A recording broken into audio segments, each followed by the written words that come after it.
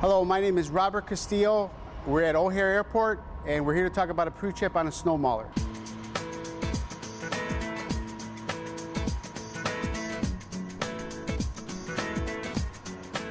Here we are in the front of the snow mauler with our plow. First thing you want to do is do a visual inspection.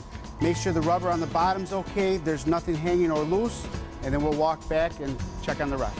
One of the first things we want to check here, make sure our bogey wheels aren't flat or cut up and that they're all intact. I also want to check that we're in the front of the piece now, is make sure all our hoses are connected, make sure nothing's leaking, and there's no puddles underneath the truck. And we move down, make sure there's no damage, make sure the wheels are intact, the lug nuts are all in place, make sure there's no damage to the front. We also want to check our hydraulic fluid now that we're on this side, make sure that there's fluid in the glass. We want to be sure we do a visual inspection on the diesel fuel. We open it up and make sure that there's fuel in there. Come down here and inspect this wheel as well.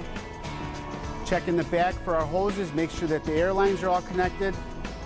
This is the broom, make sure everything's intact. Check these bogey wheels here as well. Make sure these aren't flat or serrated.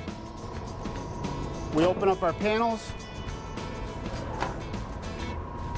Make sure there's no leaks inside. And everything looks okay and steady and ready to go. No major leaks, everything's intact, and we're good on this side. Here we go to the rear of the vehicle, make sure the lights aren't damaged, the tail lights, make sure they're all intact. Make sure there's no accident damage, very important. If there is accident damage, report it to your lead person.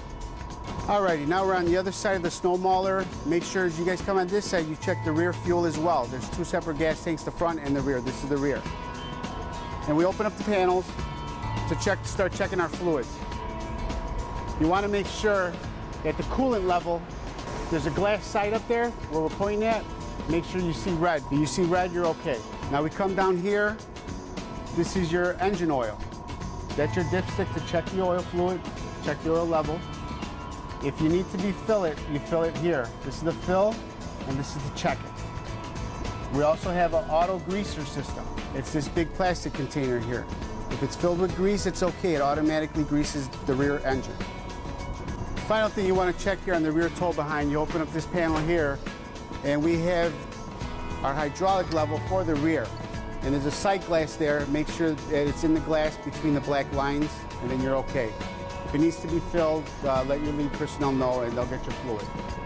Now, as we're done with the back part, as we're walking towards the front of the vehicle, we check our broom bristles. Make sure there's none missing or damaged, that they're all intact. Check for leaks again on this side as well. Continuing on to the front of the vehicle, you want to make sure that the tail lights are intact, that they're not broken, nothing's hanging, the mud flaps are in place. Tires again, make sure that they're intact, make sure all the lug nuts are in place, none are cracked or damaged.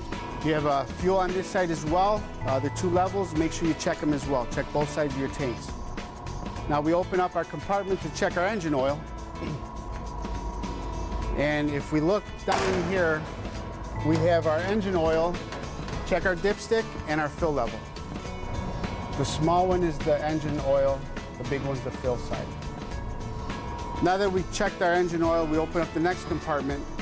This is the compartment where the actual master switch to turn on the vehicle. It's a main cutoff switch for the whole vehicle. You want to turn it on the on position, flip the cargo light on to make sure that it is in the on position. Once it's on, you're ready to roll. This concludes our pre-trip inspection of the snow mauler. If you have any questions, please ask your lead personnel or supervisor, and they will get you answers.